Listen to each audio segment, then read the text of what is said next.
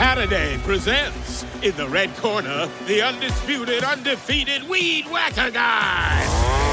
Champion of hurling grass and pollen everywhere. And in the blue corner, the challenger, extra strength Saturday. Eye drops that work all day to prevent the release of histamines that cause itchy allergy eyes. And the winner by knockout is Saturday.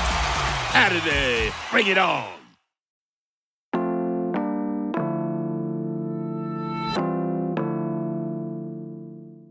Today on CityCast Pittsburgh, make room in your wallet for your real ID and your season park passes for local amusement rides. Plus, local transit is using Pickles to shame us all. I'm with CityCast Sophia Lowe and a new friend of the pod to talk about the biggest stories of the week. It's Friday, March 14th. I'm Megan Harris, and here's what Pittsburgh's talking about.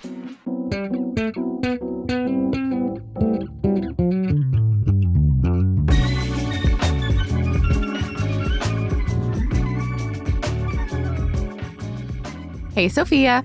Hey, Megan. And a hearty hello to local freelancer Colleen Hammond. Colleen, welcome to CityCast Pittsburgh. It's your debut. Hello, friends. Woo. Thank you so much for having me. We got some shoulder shimmy on that. Good. So each week we kick off with a trivia question, always courtesy of our contributor, Kevin Gavin. And reminder, you can also find these in our Hey Pittsburgh newsletter every Friday. And on our website, it's pittsburgh.citycast.fm. Yeah, no pressure here, Colleen. I don't know if Sophia's ever gotten a single one of these questions right. I do so badly on these trivia quizzes. Kevin knows a lot more than I do. Amazing. Yeah, every once in a while, I guess correctly, but it's not because I actually know anything. Okay, here's this week's. Pittsburgh's St. Patrick's Day Parade is, of course, tomorrow. It's one of the largest in the nation, but it's also extremely old. What year do you think that the parade debuted? I will give you choices. Cool. Okay, good. 1869, 1881, 1892, or 1901. So over 100 years old, no matter what. Wow. I will go with 1881 because I like the sound of that number the most. Okay. Yeah, we're going with the symmetry there. What about you, Colleen? Ooh, I feel like as someone with a very Irish first name, I should know this. Yeah, no stakes for me. Yeah, I'm gonna go 1892, mainly because what were we all doing like in 1869? That was very like post-Civil War. I feel like parades weren't quite always the thing at that time. Maybe that's bad logic, but I don't know. I think, unfortunately, patriotism really did rule the day back then. It did. I really don't have a clue. I think I would say 1892 too, only because that was such a big year for Pittsburgh generally, or period. Like that 1890s period. Like that's when we all got all the major parks and all that. But per usual, we actually don't know the answer to this question. So if you want to find the answer, definitely head over to the newsletter today. So on to the news. Your deadline to get a real ID is coming up May 7th. This is for real this time. I know this has been pushed back, so that's why breaking news, it's real. You need a real ID. Yeah, once that May deadline comes up, you're going to need this ID for like a bunch of different specific things, I guess, like getting on a plane, for example. Even domestically. You have to have it to like get into federal buildings. Some federal buildings, not all of them. Yeah, like all the stuff that you normally need an ID for, you kind of have to now have this fancy one, unless you want to carry around your passport everywhere you go. That's true. I know some people who did that, especially like in college, because it was easier to get into bars because, you know, if they were out of state and had an ID that looked weird, they would be less likely to get questioned when they got carded. It was weird. Yeah, I had the exact same experience. Wait, were you a passport person? I was for a little bit. I was a passport at the bar person, mainly because I thought y'all were so pretentious. Passport at the bar people were so like bougie. I didn't do this, to be clear. I had to because I had that experience. So I grew up in Michigan and, of course, learned to drive in Michigan. So I'm awesome in the snow. But anytime I would take my ID to the bars, people would be like, oh, this is fake. Because I was a young person, you know, like early 20s from out of state. Like I show them my ID and it's got the Mackinac Bridge on it. And they're like, okay, an ID with a bridge that isn't one of the bridges here. This is fake. And I was like, so I got questioned a ton. And I hated it. So I just eventually was like, okay, I'll carry my passport. So what about your current ID? I assume you've gotten a new one. Is that a real ID? It is a real ID. Ooh, ahead of the curve. I was really ahead of the curve, but also I will brag that my home state made it really easy.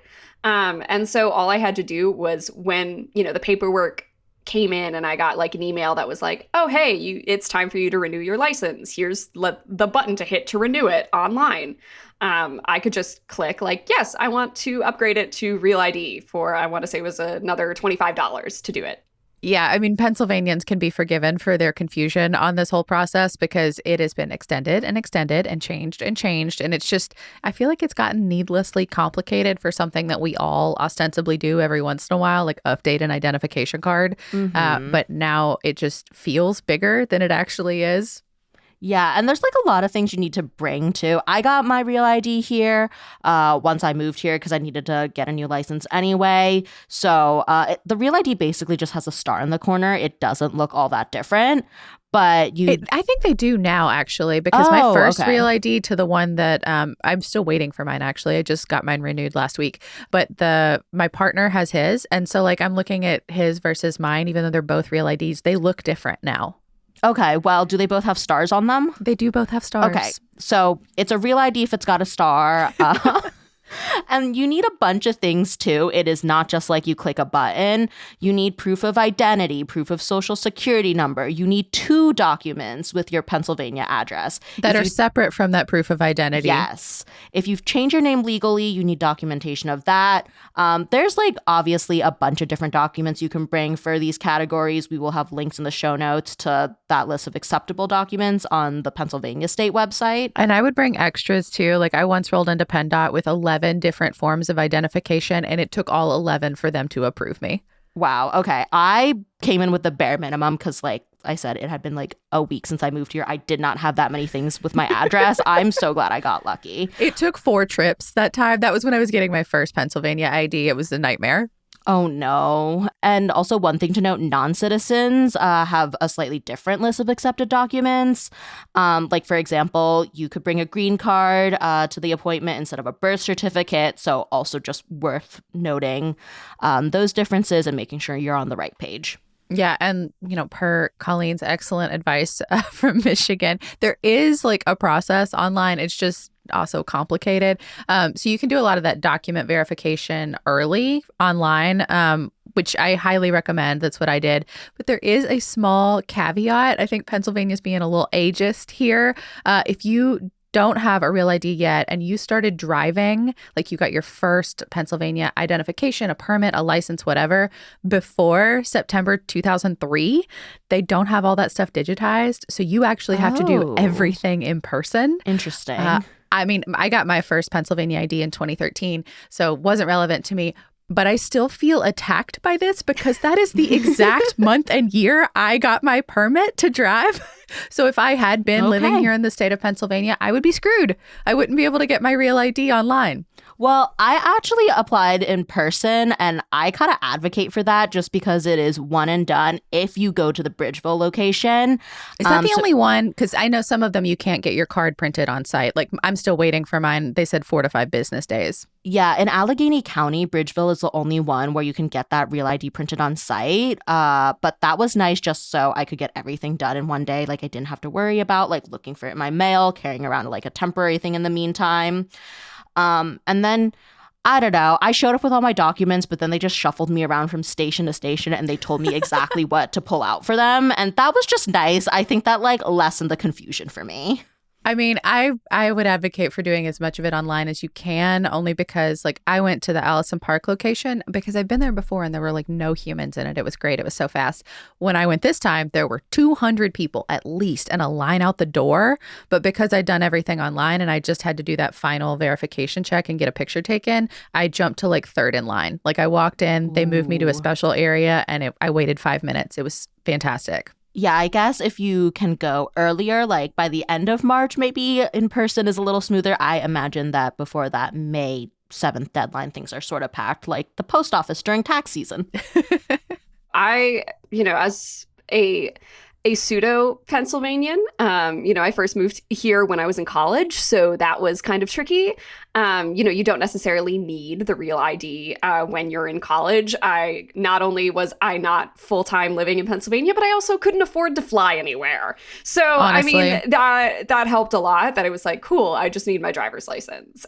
And especially, when I was a student, driving out, like living downtown and then finding someone on campus who had a car who would either lend me their car or would drive me out to Bridgeville to be at, the DMV all day, that's a pretty hard sell as a college student. That's true. There are definitely benefits to doing it partially online first. Without a doubt. Well, a couple loopholes if you just hate everything about the idea of getting a real ID. Of course, the passport. You can also use like a military ID card if that's a thing you have. And there's a quiz online too with the PA website that'll help you like figure out if you even need one. And, since we mentioned the cost, it does cost $30 to get a real ID, plus there's a renewal fee. So just something to keep in mind as you're deciding whether you want to go for that application process or not. And while we've been chatting about this, you both informed me that I really need to get my PA license. Technically, you are supposed to do that within 60 days of living here. And Colleen, I know you're way past that. I am a slightly bit past that.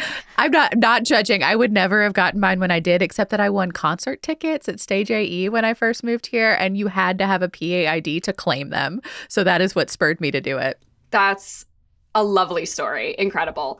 Yeah, I have not won any concert tickets. If anyone wants to give Colleen concert tickets that require a Pennsylvania ID. Yeah, if anyone wants to incentivize me to get the ID here, let me know. I will do it, as long as I would also be down for a buddy. If a buddy wanted to join me and stand in line at the DMV, we would have a wonderful conversation all day. If you have like great stories, we can, go back and forth about our like longtime heritage and old Irish families in Pennsylvania.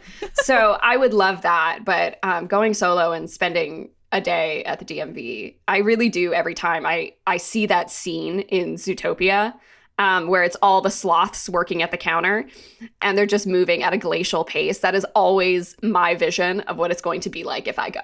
I mean, if that's your barometer, I think you might be pleasantly surprised. Okay, that's great. I'm glad to hear it. I will have to give it a try at some point.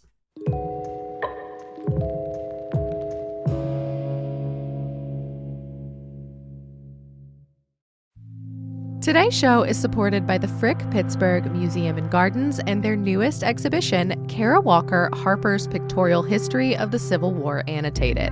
The CityCast crew just checked it out. It's so vivid. There are 15 panels from artist Kara Walker. If you're not familiar with her work, in this series, she places black silhouettes on top of old Harper's Weekly engravings. It's easy to forget now, but back in the day, illustrations like these were the main way a lot of people interpreted what it meant to be at war. There is a lot of patriotism and not a lot of the many free and enslaved black men and women who lived and fought and died during this war too. Also, the prints are paired with other Harper's Weekly illustrations, so you truly get a sense of how these stories were being told at the time. And because it's the Frick, a small bonus, they actually had the original bound copies of these Harper's Weekly illustrations. Like they were just in the house, handy, ready to go, and perfect for a show like Kara Walker's. The whole experience is just such a striking and visual reminder of what you often don't see in depictions of things like the Civil War. We highly recommend it. Get your tickets to Kara Walker, Harper's Pictorial History of the Civil War Annotated, now through May 25th. And learn more at thefrickpittsburgh.org. CityCast Pittsburgh is brought to you today by KESM. An estimated 5 million children are coping right now with a parent's cancer diagnosis. Being a kid is hard enough without extra anxiety or feelings of isolation or hopelessness that can come from really heavy stuff and just trying to process their caregiver's medical treatment. That's why KESM is trying to support these kids with fun, creative, free programs and a summer camp that help uplift them no matter matter what comes next. And KESM needs you to help them make the magic.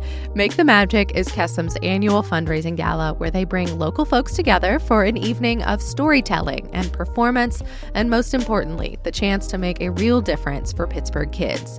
There are 2 opportunities for Make the Magic coming up. KESM at the University of Pittsburgh is celebrating March 21st at Pitt's University Club, and KESM at Carnegie Mellon University is throwing their gala the very next day, March 22nd, at the Convention Center downtown. Pick your team, Pitt or CMU, or hey, go to both.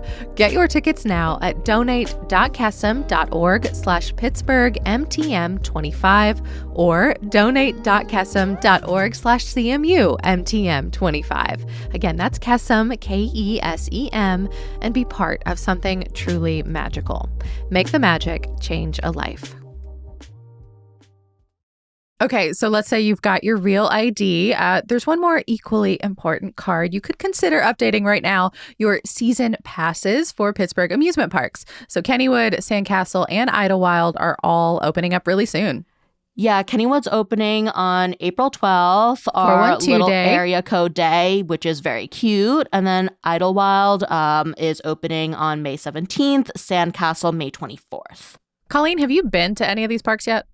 I have not, actually. I was a big Cedar Point visitor growing up. Okay, well, none of these are that. None of these are that. Thank you. Thank you. I have been told that Kennywood is worth a little trip and a little adventure. It is. I think it's fun to go out and check it out. Like if you like amusement parks. Also, it's just got like a historic, like nostalgic vibe. I didn't grow up here, and I still think it kind of carries that kind of attitude. Yeah, I can see, the tops of the coasters from my street. I live over in Swiss Elm Park, so like I've always been able to see the coasters. Okay, now I'm kind of judging you for not going.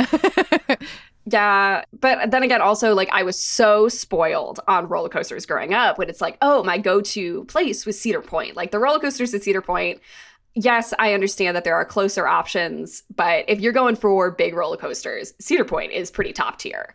I mean, but there are other things other than roller coasters, for example, like potato patch fries. Those are an experience. Okay. I think Kennywood's decent for coasters, but honestly, my favorite thing isn't even a coaster.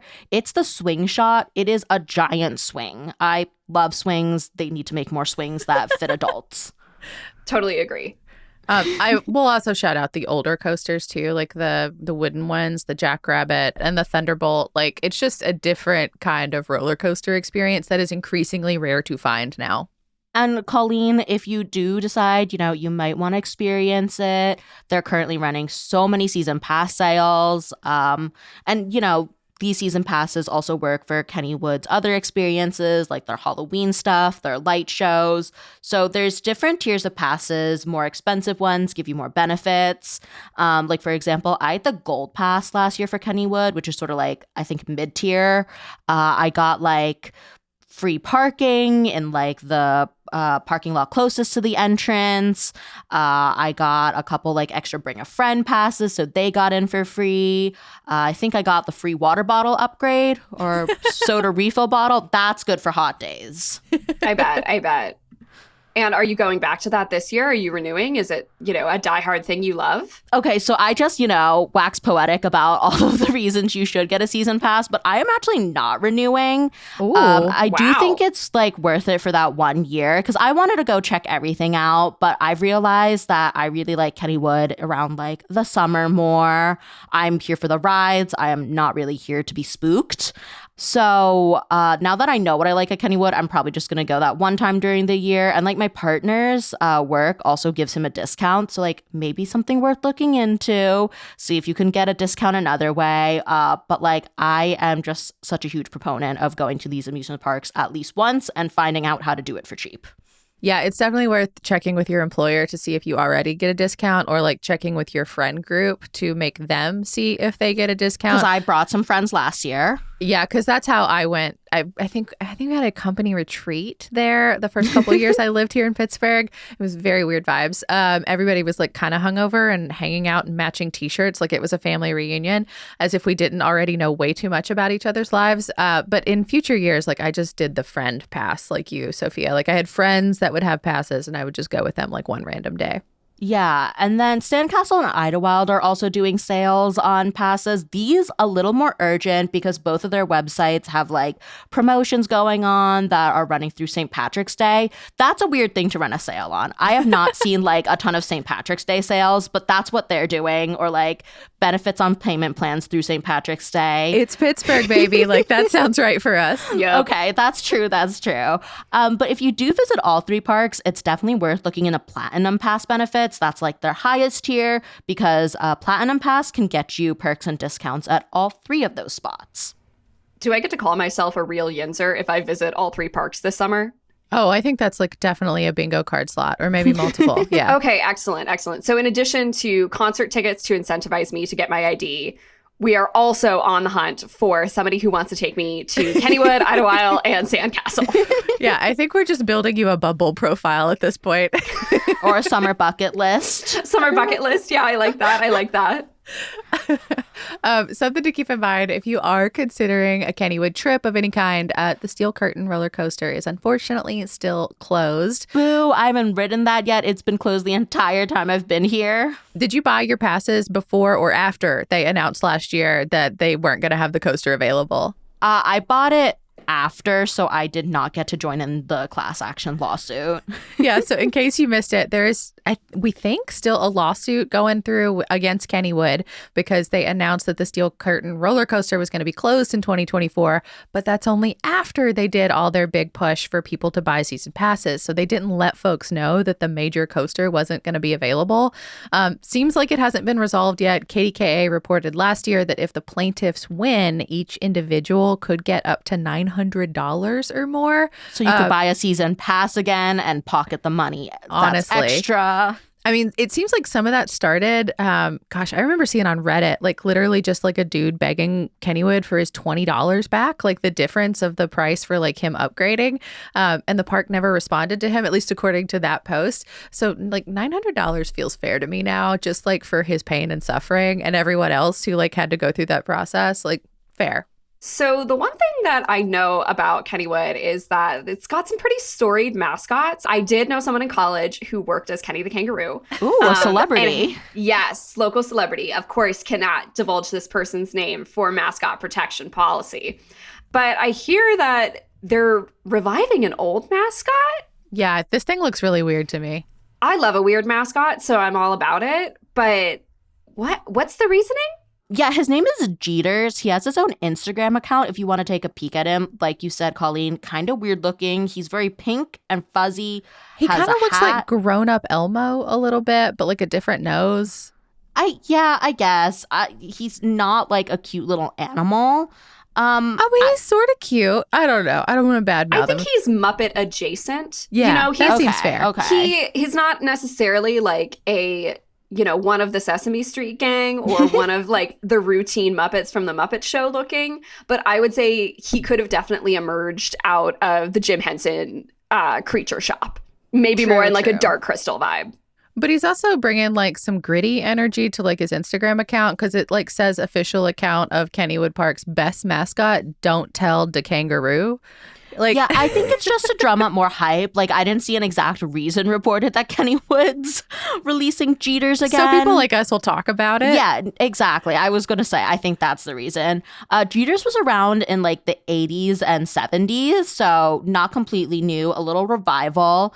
If you've been to the park recently, you may have seen his like name floating around because there's like this restaurant called Jeeters Pub. So, they have beer and other drinks. And there's a cutout for him in front of that pub that I think really makes him look like a thumb. I just want to say, like, God bless anybody who can put on those mascot outfits and stand out in the heat. Like that is a really special talent. And then while we're talking funky mascots, PRT also released these little pickle cartoons as part of this new rider etiquette campaign. PRT spokesperson told the Union Progress that the agency has been getting more complaints about rider behavior in the past couple of years. I don't know, does that align with your experience of riding the buses or, light rail, anything else?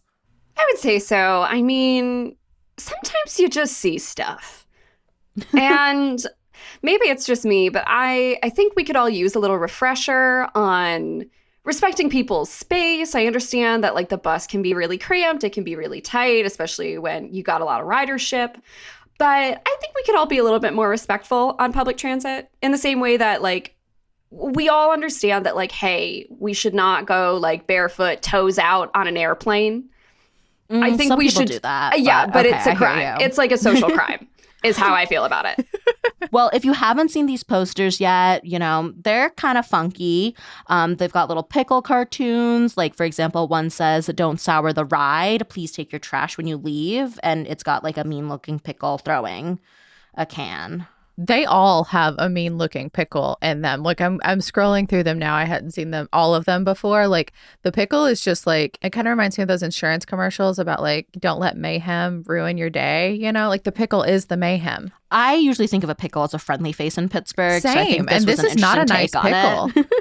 It also has like sort of the same vibe as like those advertisements that popped up like for everywhere during the pandemic, where it was like telling you to do things, but through cartoons and clip art. You know what I mean? Yeah. I think these ones are a little cuter, though. I don't know. Maybe I just really like the pickles. Maybe you just like being shamed by a pickle. Well, if you haven't seen them, we'll have a picture in our Hey Pittsburgh newsletter today. And then also, they should be like popping around on the buses. So if you see one in the wild, there you go. Now you know. And if you are very pro pickle right now, you can also mark your calendar for Picklesburg, the annual festival that usually takes over some portion of downtown or the North Shore. The Picklesburg 2025 is going to be July 11th through 13th. They have not announced the destination, like where they're actually going to hold it. It keeps changing. So as soon as we know, we will let yinz know too.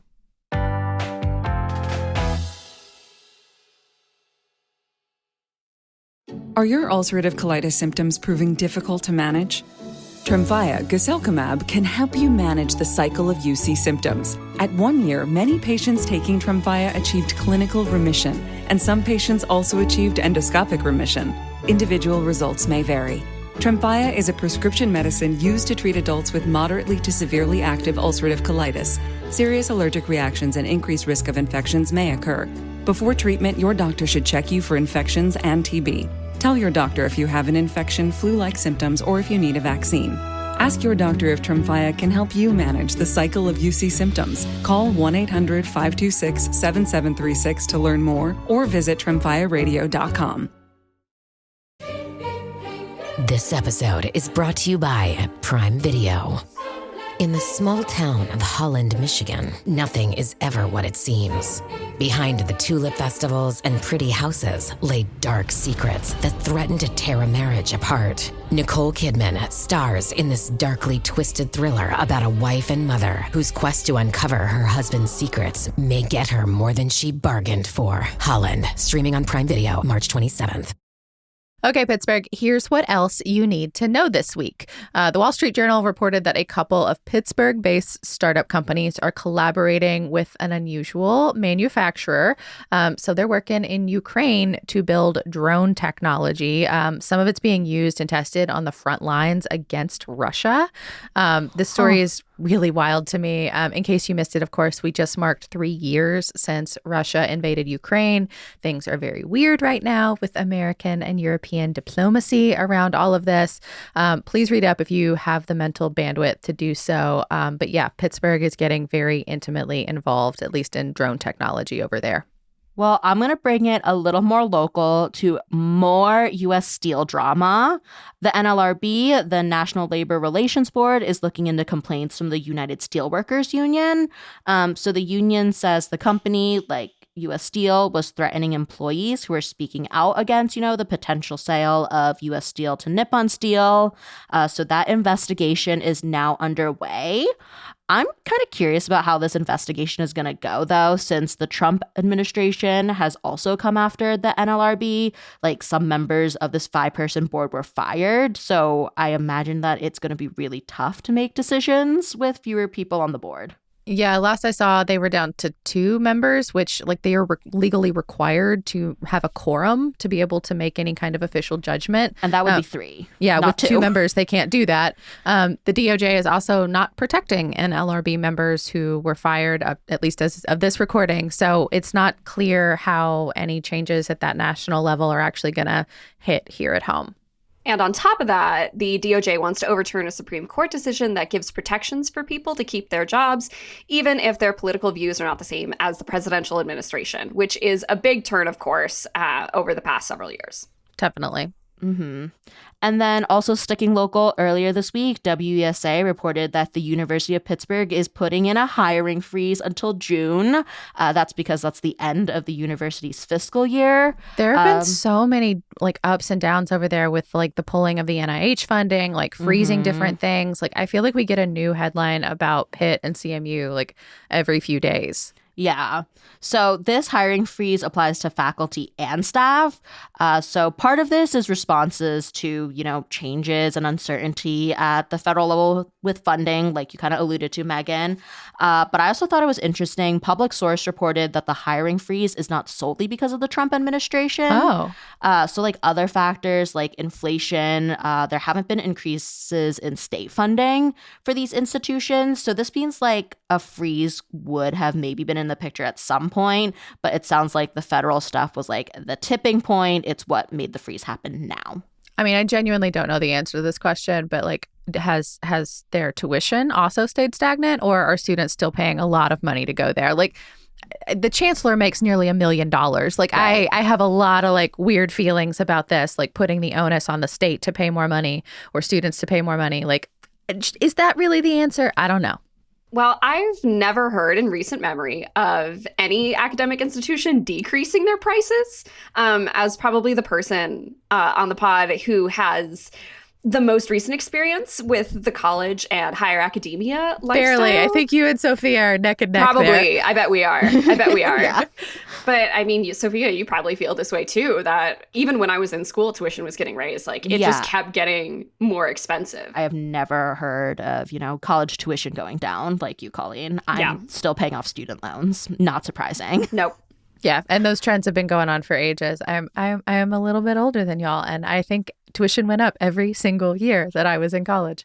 We'll end things this week with one big event to look forward to this month.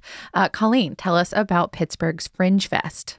Oh my gosh, I am really excited about this. I am a longtime lover of weird theater and avant-garde comedy, and there is no better place and environment to look into that than a Fringe festival. So are you two familiar at all with a Fringe Fest? I absolutely thought this was just the name of this one festival. I didn't know that this was a type of event. Oh my gosh, it's a type of event. And so if you grew up as like a comedy nerd or a big theater lover, you probably know about the Edinburgh Fringe Festival. It is the biggest performing arts festival in the world, and it happens in Edinburgh, Scotland, and it lasts for about a month. And usually it takes place like the entire month of August. Like the whole city is basically shut down and filled with artists from all over the world who are just trying new experimental stuff.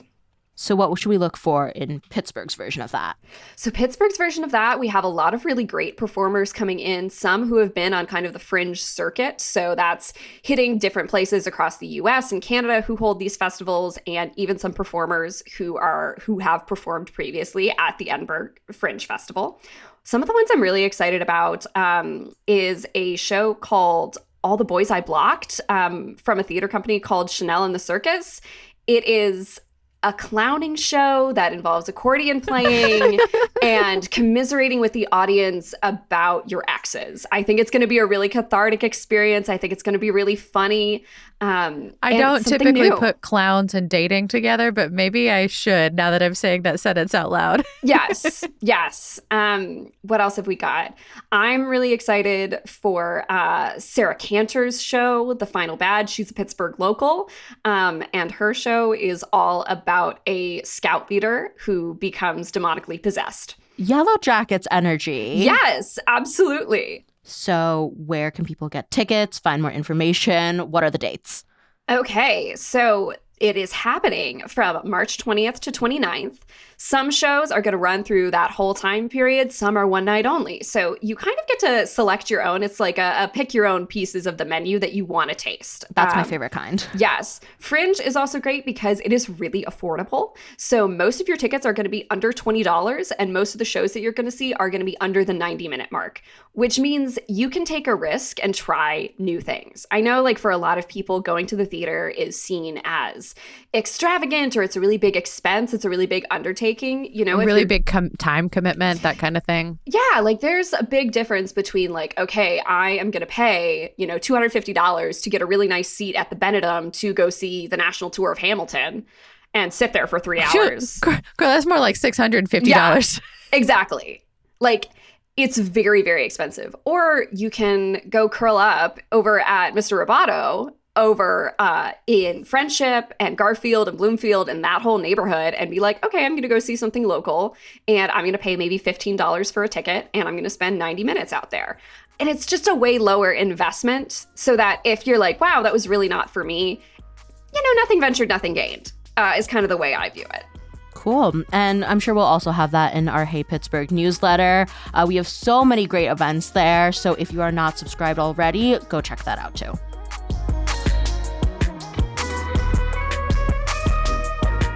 That's all for today here on CityCast Pittsburgh. Our music is by Benji. Mallory Falk is our executive producer. Sophia Lowe, Elizabeth Kama, and Francisco Kilgore produce the show. Francesca DeBecco writes our newsletter. Kevin Gavin is our trivia master. And I am your host, Megan Harris. We will be back on Monday with more news from around the city. Have a great weekend, y'all.